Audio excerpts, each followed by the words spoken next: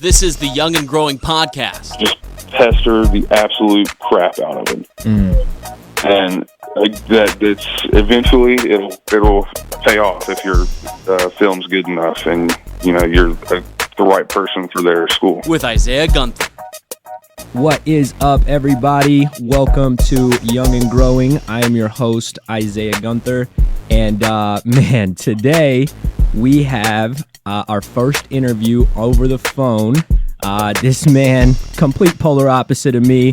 If you think of me short and stocky, this guy is huge and stocky.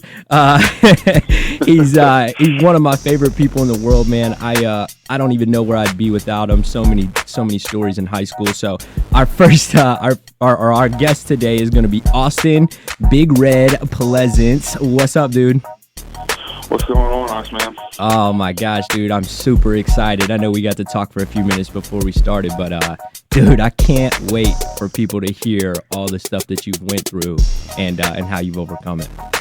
Yeah, thanks for having me on here, man. I really appreciate it. Absolutely, dude, absolutely. So let's dive in real fast, right? So first, I want people to know where you came from, for the people that don't know, right? Where you came from and kind of what it was like growing up in the area that you were in. Yeah, so grew up in Coal Grove, Ohio. Went to elementary through high school there. Small town, football's everything type place. Small town USA, and grew up in a single parent household for most of my childhood. Never really realized how much we did struggle because my mom worked so hard to, not let me realize that at all. And didn't really realize how much she was struggling until I got older, into high school. Yeah. And I could really understand, what she was going through. And then about in middle school, my stepfather came into the picture, who I consider to be my dad. And he didn't have to come into the picture. Shout out to Mike, man. Yeah. Shout out to Mike. Yeah. He's a phenomenal guy. I couldn't imagine ever since I've met that guy, I can never look at him and be like, every time I look at him, he's amazing. So, he's a great guy. And then, going into high school, I had always been told, you're going to be in the NFL someday. You're going to be in the NFL someday. Just because I was always the biggest, person playing whatever sport I was playing. By so far. Immediately the first thing they would always say. By far, yeah. Yeah, right.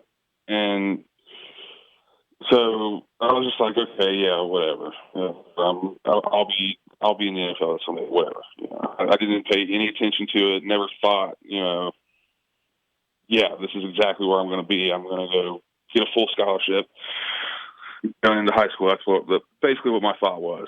Yeah. And then I get there, freshman year, I'm stepping onto the field with people that are 4 years older than me, and I have no idea what the hell's going on.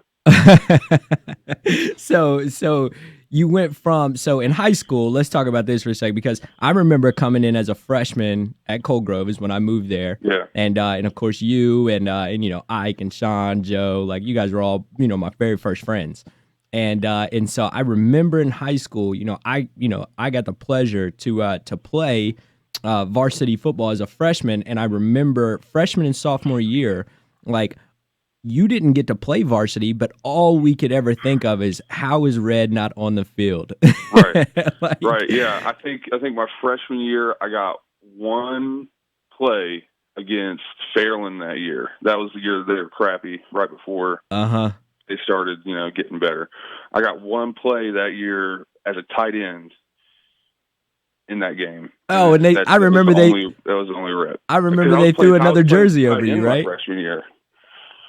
Go ahead. What did you say? I apologize. I was pretty tight end my freshman year. Oh, yeah. And they had a jersey on the other side or on the sideline that they would try to throw right over your jersey, right? Yeah. So I had to wear number 99 out there, and then they had a bigger O-line jersey that they would throw on over jersey so I could play 2 positions. That is crazy. I remember that like it was yesterday, man. Yeah. So, and then I remember you transforming not only in just football, right, but like football, basketball, powerlifting, track, right? Like Yeah. I remember I think you. part of that, Go ahead. I think part of that was just kind of growing into myself. You know, I was kind of at that awkward point where like my athleticism didn't really match my body. Mm-hmm. And growing into my body and just, you know, kind of, I don't know, just getting used to not growing. I kind of hit my growth spurt and stopped growing a little bit. And it gave my body time to catch up. Yeah. And once I kind of did that and started to really focus on technique of things and just being more active. Because honestly, before that, in middle school and growing up, I wasn't very active. The only time I ever did anything was the 2 hours after school, you know, of practice. And that was it. That's all I did. Yep. And at that age too, I mean, right, like nobody really knows until, you know, it's very rare that you know how much work you got to put into it. It's more like we look back at it and we're like, dang, we could have definitely did more. That's great. So talk about what it was like going from, you know, being young and kind of in that awkward stage to overcoming and being like, okay, I feel like I'm starting to get pretty good. You know, everybody's starting to notice you a little bit.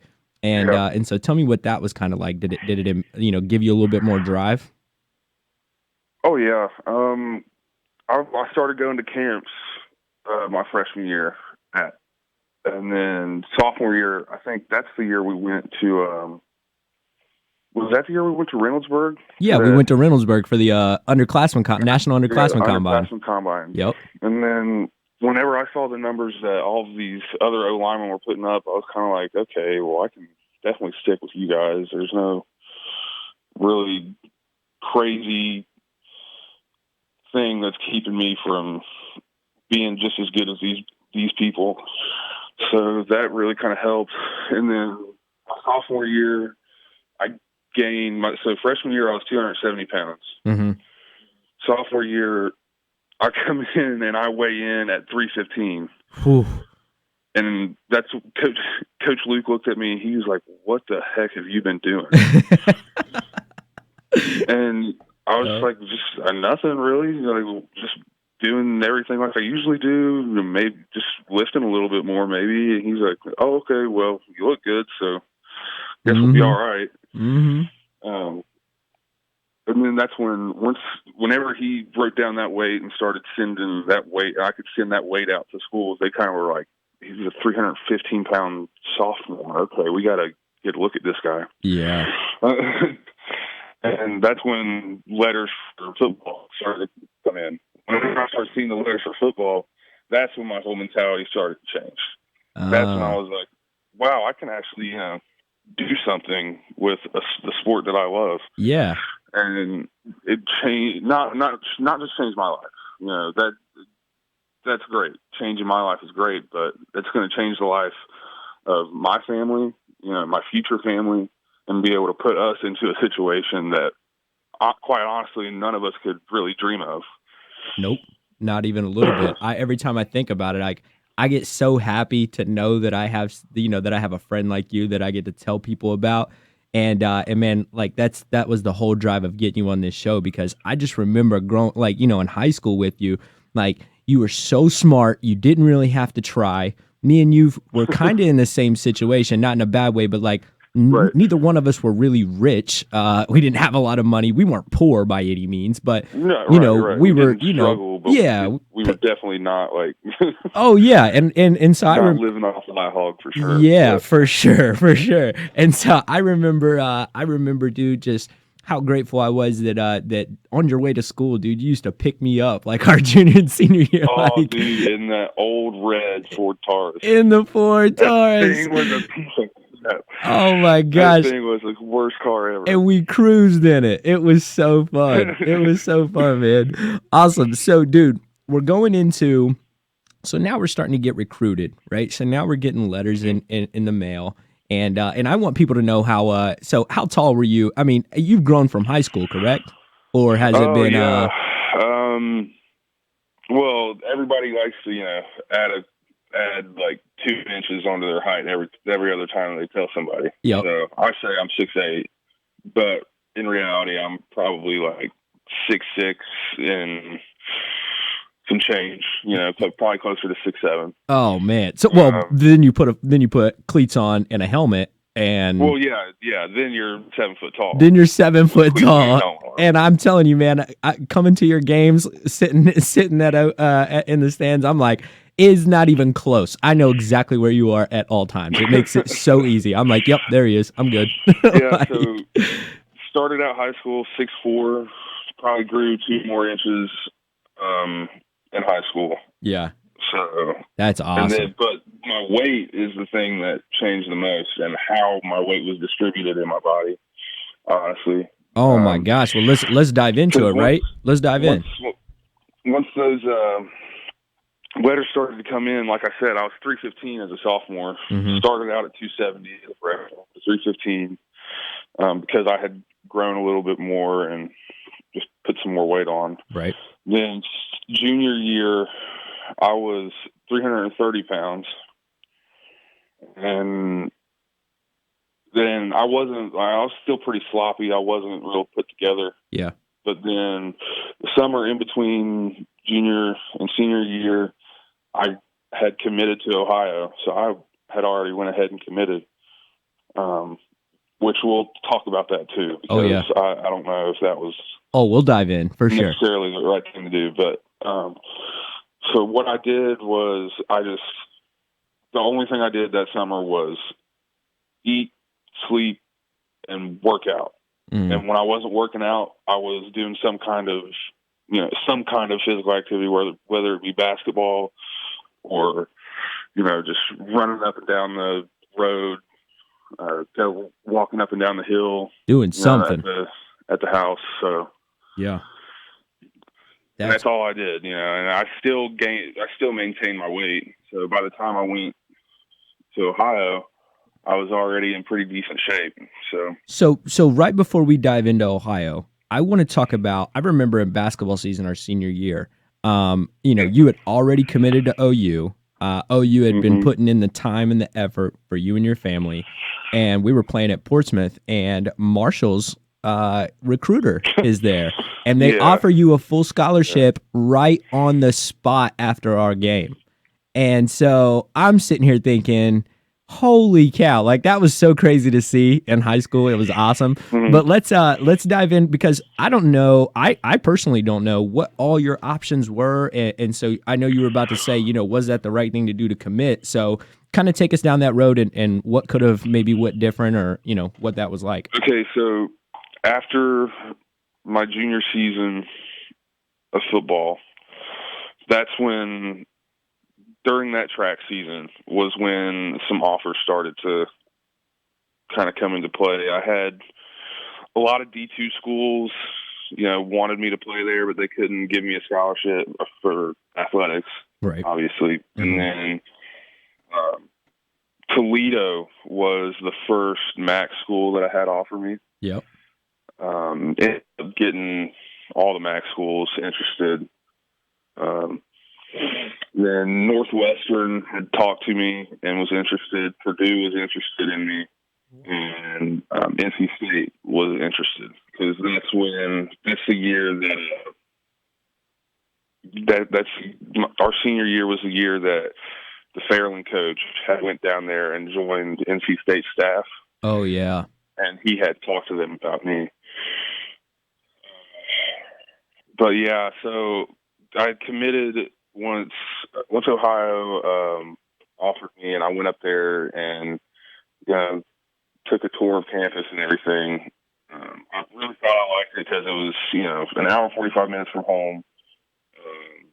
Loved the campus, beautiful campus, beautiful town, beautiful surrounding area. The people were just like where we grew up, basically. So I was comfortable with the people around me. and the coaching staff and everybody it just kind of felt right at the time. Yeah. And I'm not taking anything away from Ohio. I loved my time there. For sure. And it was a great experience doing there. And I just think that if I would have kept my options open a little bit longer during the recruiting, that I still might have ended up at Ohio, but I think I could have had more offers. I could have had more, Power 5 stuff, not just MAC, and had more opportunity to kind of explore that. Absolutely. And I mean that kind of all ties into where you are now, because every time I watch college football every day, every Saturday, and I'm watching and I see these linemen, and dude, I just don't think that I think it's more of like a position, and you can tell me if I'm wrong or not, but like, man, like if you're at OU and you're winning a conference and everything, that's phenomenal, but then you're at Alabama. Could you imagine Austin Pleasant's starting left tackle or right tackle at Alabama? Like, even if the skill who's level. To say that I don't play there, you know what I mean? Who's Exactly. to say that I go there and something else happens? Because it's just a completely different situation. It's completely different, Absolutely. I'm grateful. I'm so grateful you went to OU. Being able to come and watch you play, man, I'm like, oh, this is great. I could only sit there and imagine myself being like, man, I should be on his team right now. Like, we should still be playing together. It was awesome. So you get there, right? You're recruited. And mind you, we got to remind everybody, or not remind them, but we got to let people know that whenever you graduated, you were 17.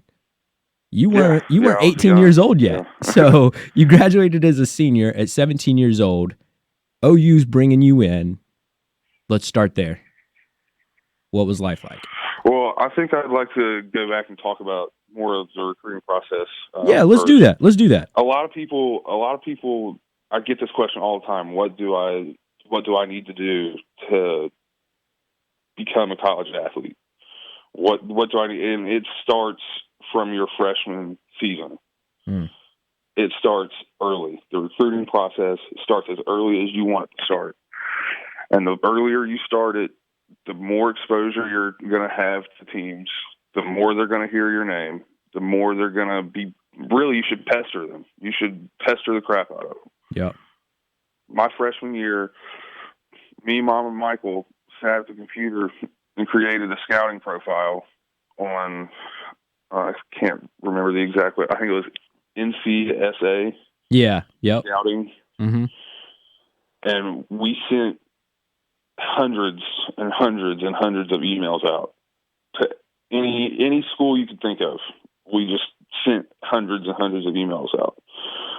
And then the next year, sent hundreds and hundreds of emails out. And we did that until we started getting emails back asking for film and that's how the recruiting process starts. Is you just find whatever, go to the athletic website for whatever school you want to go to, find their recruiting coordinator on their staff, and just pester the absolute crap out of them.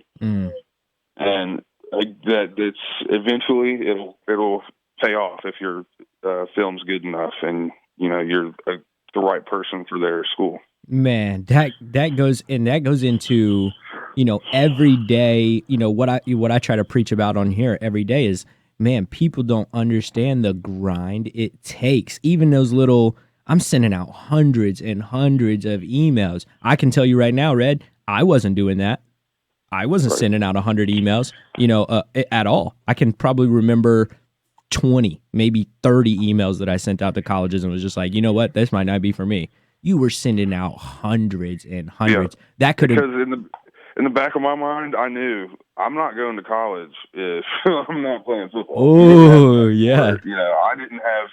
And honestly, I don't think I really had the want to go to 4 more years of school. I really did not think I had it in me. Yeah.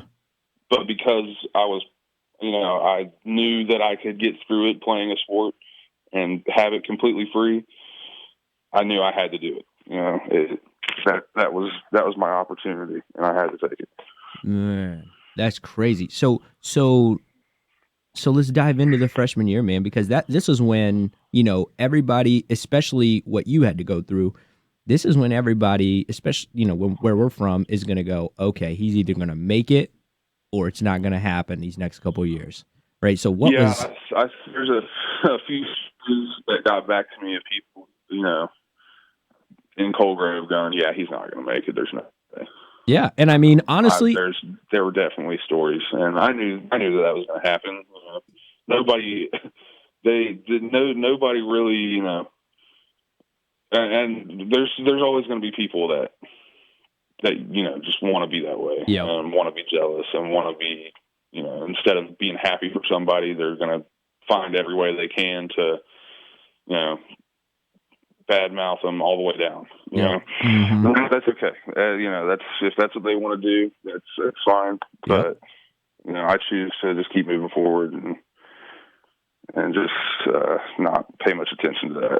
Absolutely. So being young on the team, right? Like, man, you're looking at these guys. I know you talked about. You're like, man, I'm looking at these guys that are 18 years, or that are way older than me. We had so I was the youngest guy on the team that year at 17. The oldest guy was 26.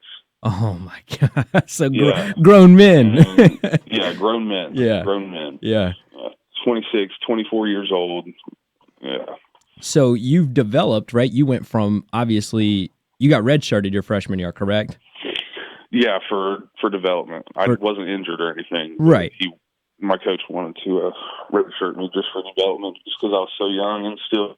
So training through that always was like kind of when I thought about it, I just remember thinking, as a redshirt freshman, I'm like, man, to wake up and go through the grind of a Division I college football player and know that you're not even going to play. You can't even see the field. You can't even see the field with pads on. Like, it's not happening.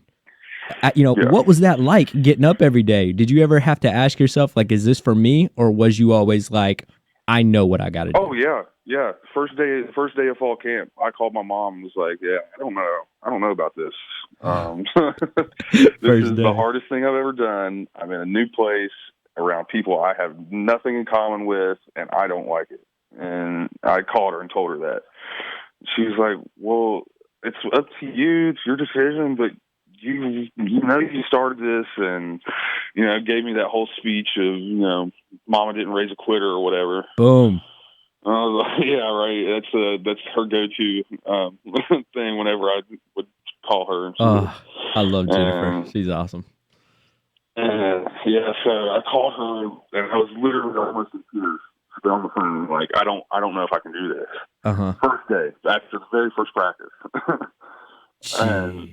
and kind of just calmed me down. Like, listen, everybody's been through this. Next day, I go. And it was funny. I walked in the locker room, and some of the older guys came up to me and was like, "Hey, you doing all right?" Like, don't worry, I did the exact same thing my first day. He actually, it was a tight end named Troy Mansion. I'll never forget. He's like, "Yeah, dude, first day of fall camp, I was calling my dad crying too. Like, it's not a big deal. Like, yeah, this is hard and it's completely different." And yeah, So is that like that was like the glue that kind of, okay, I must be going through this. Falling back on your team and being able to get through it, because everybody's going through the same thing. Everybody gets on campus whenever they're 17, 18 years old, and they're away from home, usually they don't know what's going on, and then you get thrown in, wake up at 6 o'clock in the morning, have an hour of film, and then you're having a 3-hour practice very first day you're there.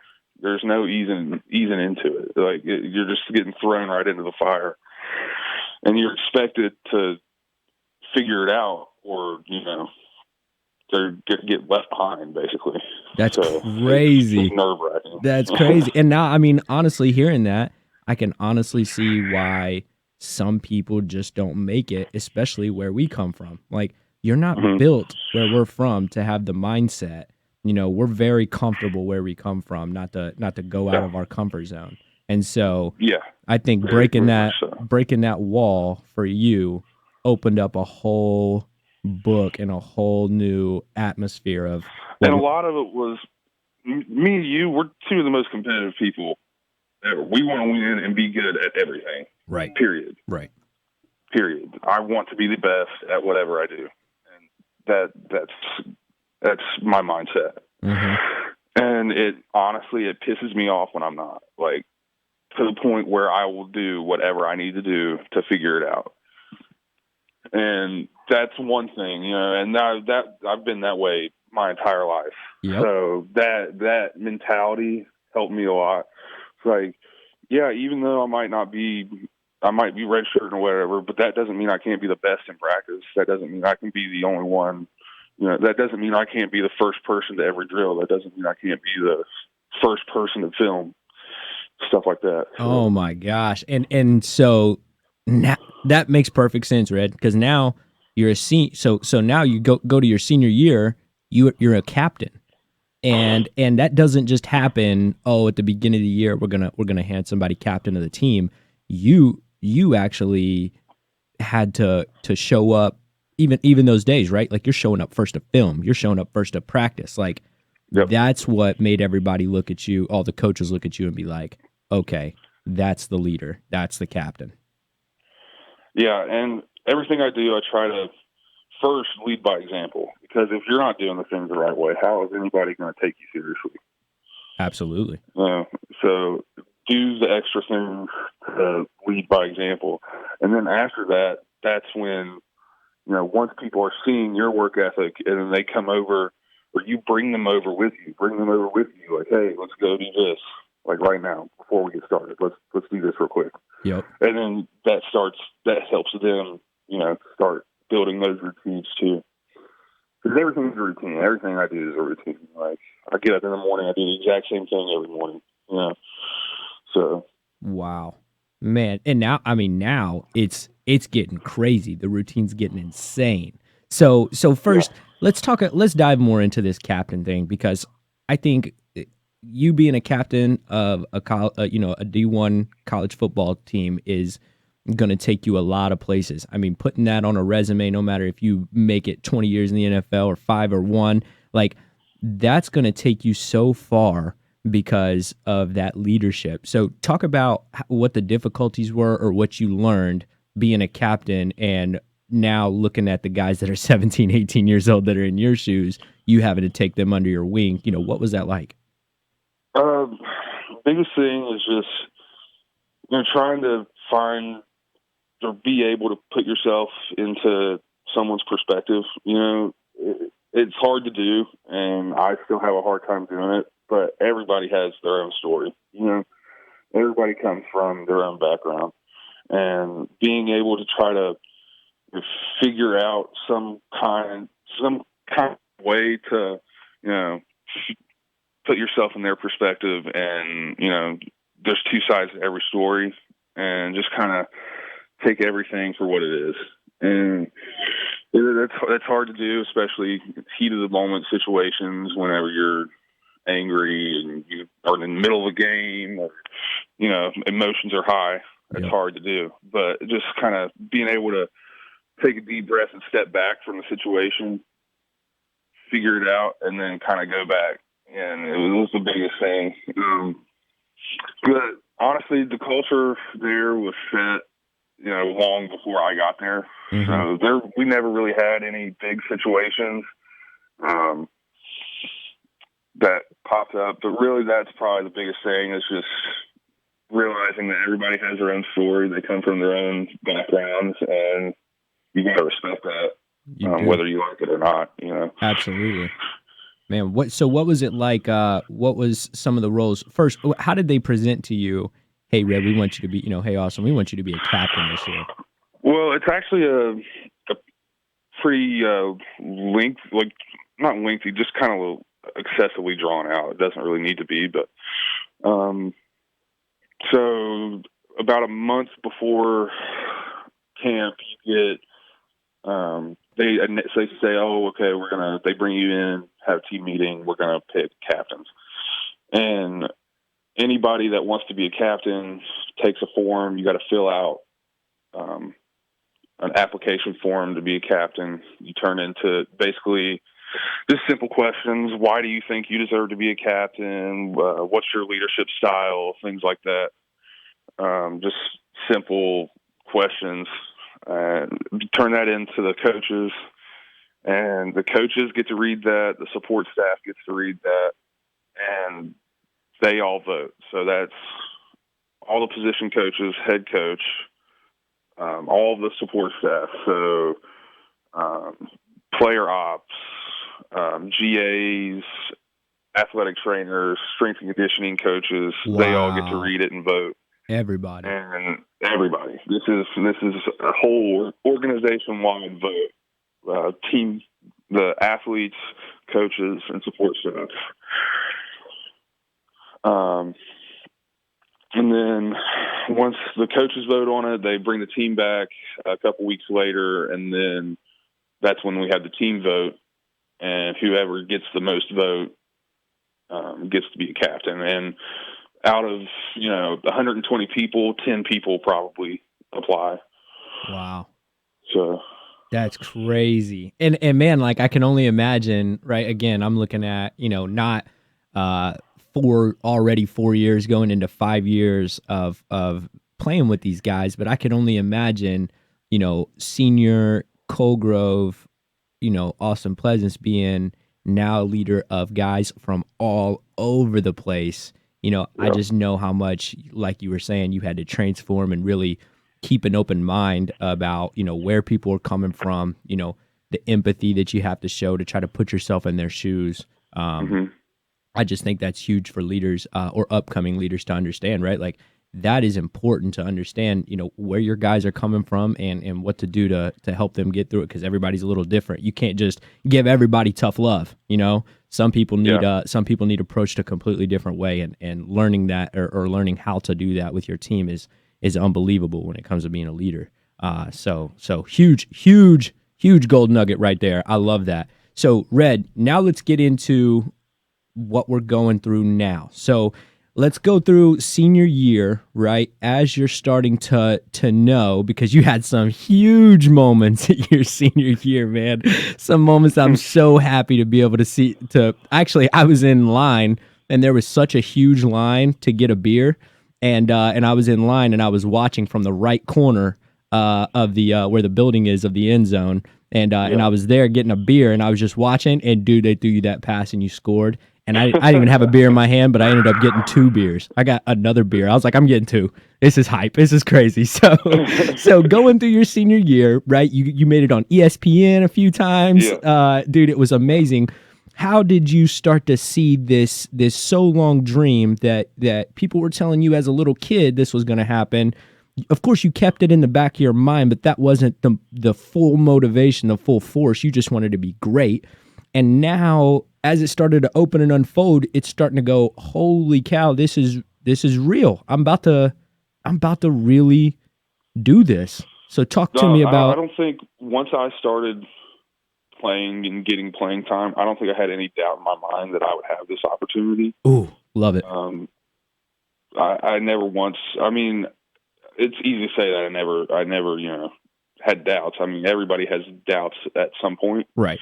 But I really felt confident for the most part about, me at least getting an opportunity to be at the next level, which is all that I ask for is an opportunity, because I know that I'm ready to, put my heart out there and put my body on the line to get that opportunity.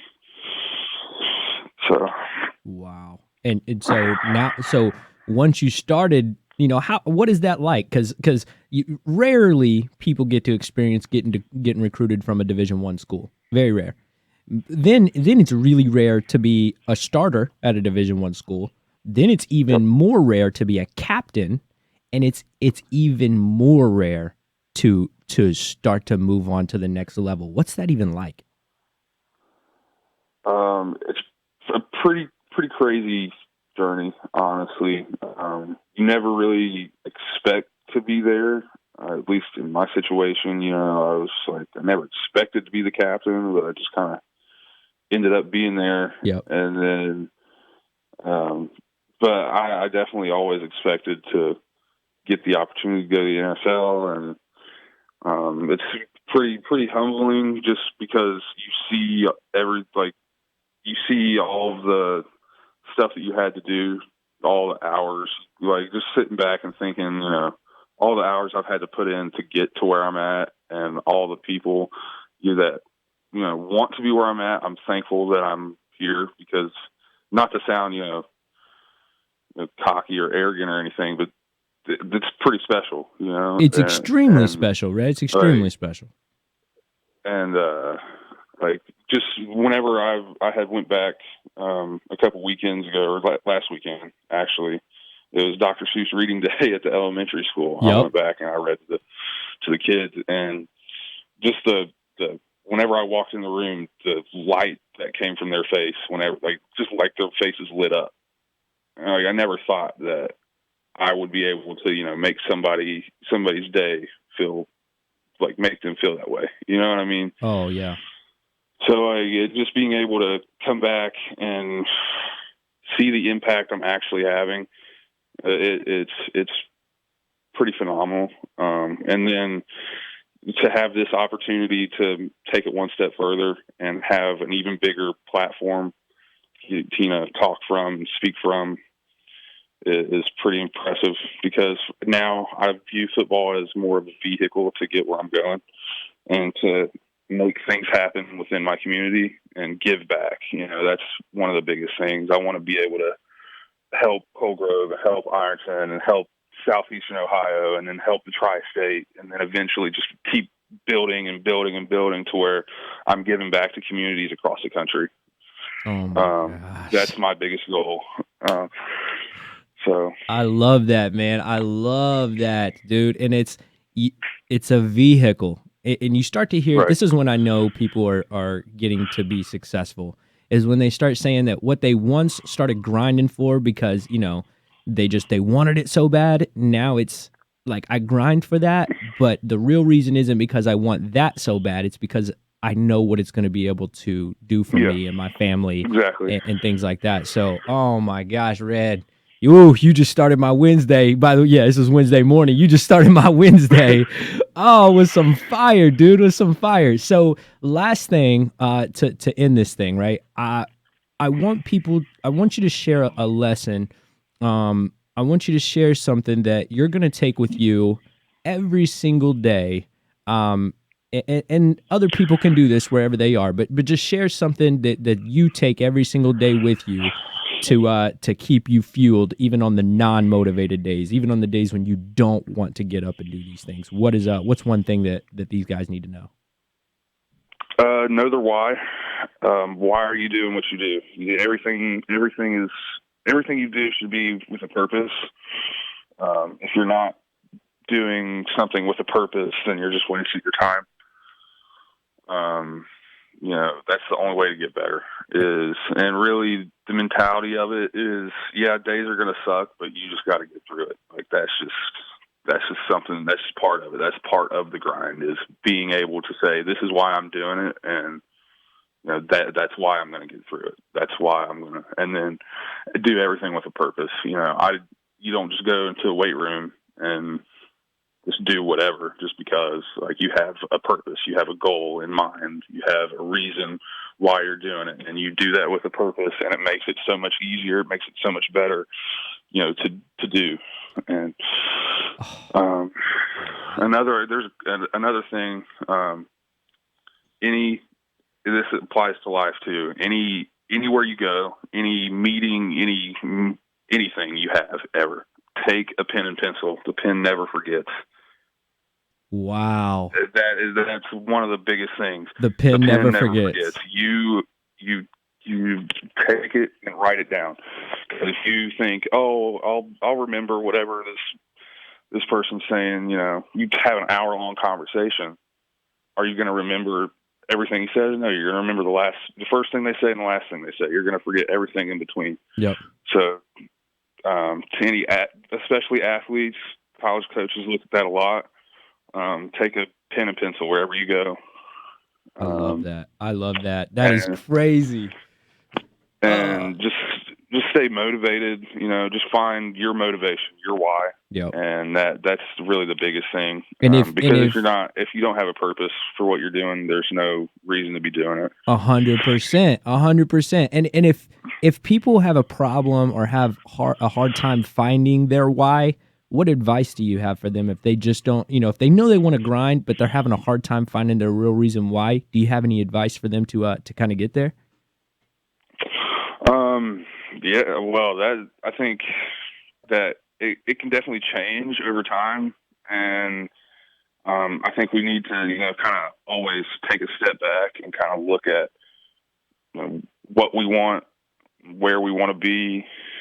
But really, like for me, my why right now is my family and my community. I want to be able to.